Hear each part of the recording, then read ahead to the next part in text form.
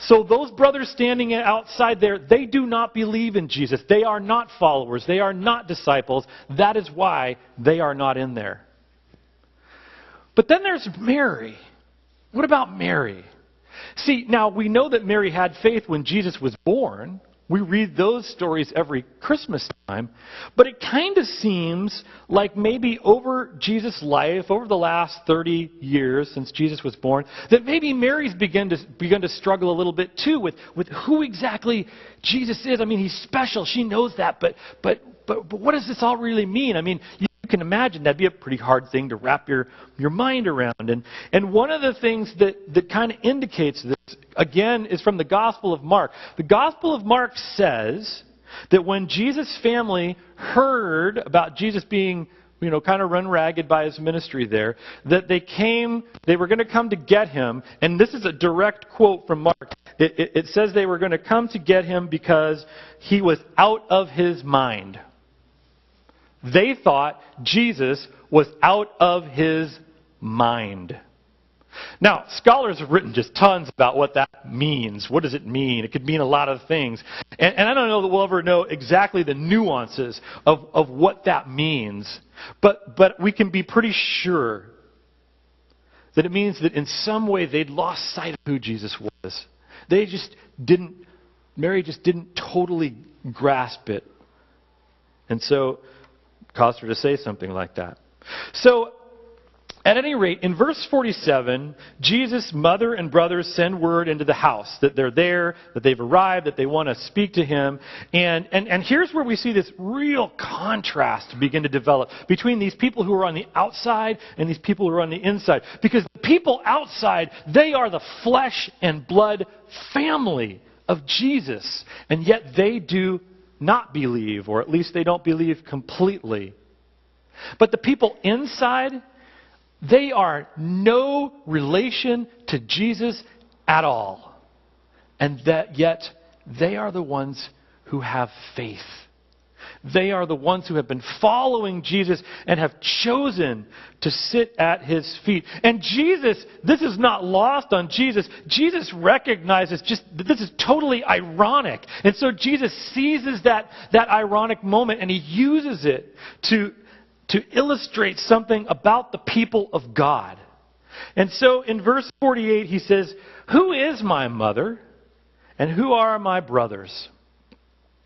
And with this question, what Jesus is doing is he's trying to draw out what it is that bonds people together.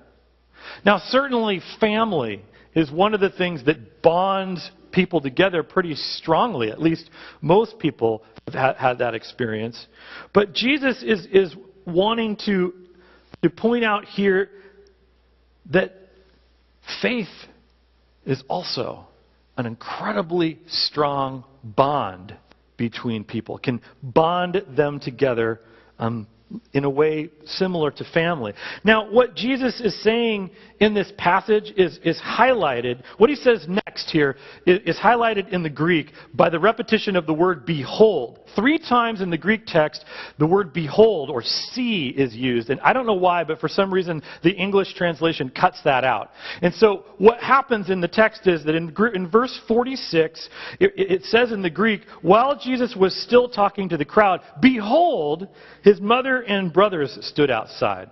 And then in verse 7, again, when he's told, it says, someone told him, behold, your mother and your brothers are standing outside. And what this does is it's like the Greek text, if you're reading this, it's like the Greek text jumped out at you 2 times and said, hey, this is Jesus' family, right here. Here's the family. But then all of a sudden, in the middle of the text, Jesus asks a question about family. And you sense that something is going to change here. And the question Jesus asks is, who is my mother? Who are my brothers? Who really is my family? Is this question that Jesus throws out there. And then in verse 49, he answers that question. And in dramatic fashion, he raises his hand up over the disciples that are in that room. And he says, behold, in the Greek, behold, look. these people, these are my mother, these are my sister, these people are my brother. And when Jesus did that, he made it clear that everyone could be a part of his family. That you didn't need to be Jesus' flesh and blood to be a part of his family. You didn't even need to be a Jew. I don't even think they got that at this point. But later on, Paul's really going to point that out. You don't even need to be a Jew because it's about faith. The bond that Jesus is talking about, this bond that creates family between one another, is faith. It's like Jesus says, look, see, those who have faith in me share a bond with me. And they share a bond with one another, and that bond makes us family. Not a biological family, but a spiritual family. We are the family of God. And Jesus is clear, and I think this is a hard part of the word here, or will be for some of us. Jesus is clear that the family bond, that this family bond, this spiritual bond that we have with believers, that it is even stronger and more important than our earthly family ties. That bond of family, that spiritual bond is stronger and more important than our earthly family bond to our earthly families. And I know for some of us that's a hard word. That doesn't make sense. And yet I want to assure you that was an even harder word in Jesus' time.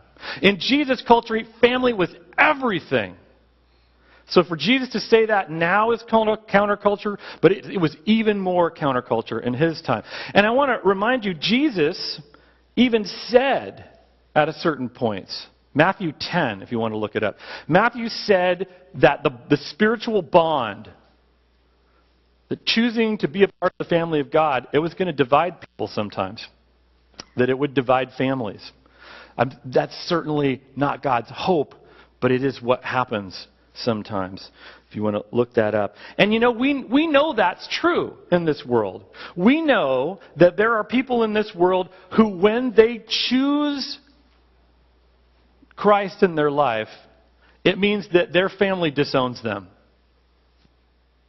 That's just a hard reality of life for some people, especially people who live in other cultures. When they choose Jesus, their family disowns them. And there actually are people in this congregation who have made that choice. They decided to accept Christ into their life, knowing that their family would disown them, but they did it anyways, because that bond is more important.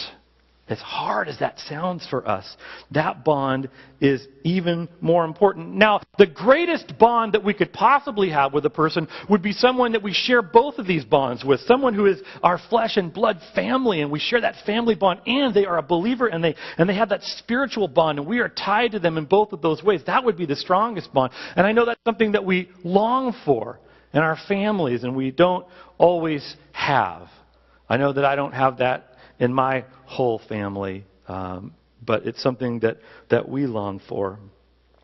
So Jesus makes this point, and the idea that our family is based on faith means that this faith he's talking about that's going to create this bond, it can't just be nice words. It can't just be a nice idea. It's got to be a faith that we live for real. Because if we're not living it for real, then we're not going to experience that spiritual bond with other people, and we're not really going to feel like we're a part of the family of God. And so that's what Jesus says in verse 50. He says, "For whoever does the will of my Father," whoever lives into this faith, is my brother and my sister and my mother. If you're living this faith, you live into being that family of God. And when Jesus said this, like I said, he made it clear that everyone could be a part of the family of God. And the desire is not that this is a closed family. God's heart, his heart's desire is that everyone would be a part of the family. And we talked about this a little bit last week. That's part of our call. is not to just be in the family of God and enjoy what it is for us, but to invite other people to the party, to be a part of the family of God. And that's what the church is. It's the people of God who have put their faith in Him and who are bound together by this spiritual bond of family. So what does that mean for us, that we are the family of God? And really, there's a lot of stuff that we could talk about here. But I want to mention just 4 things that being the family of God gives to us. 4 things that being the family of God gives to us. And number 1 is that the family of God gives us our identity. It is who we are. We are God's children. We are God's family. And belonging to this family gives us the principles we live by. In this family, we follow the Lord. Just like in your own family, you have principles you live by.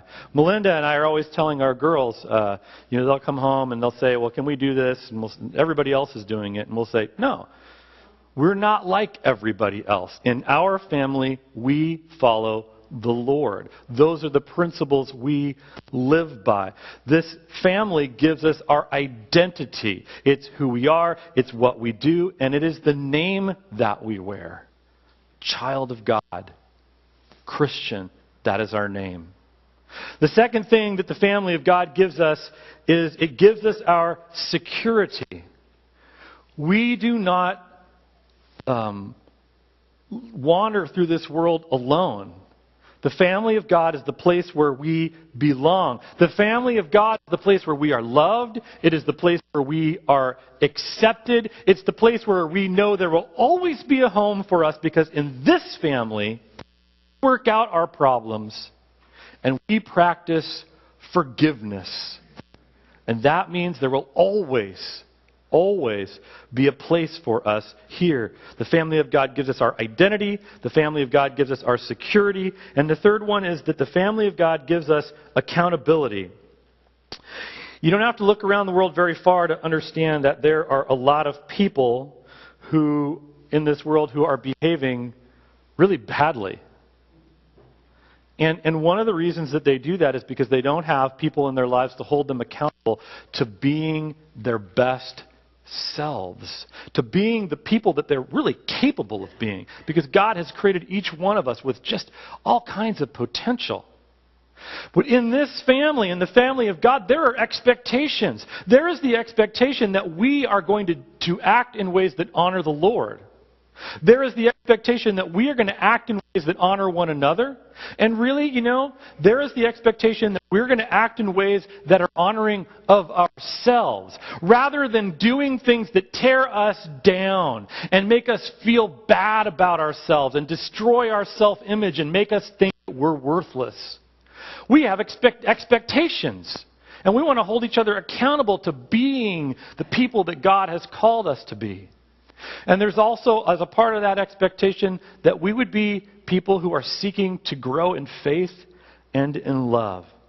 And we try gently to hold each other accountable to those things. It gives us our identity, our security, it gives us accountability. And the last thing is that the family of God gives us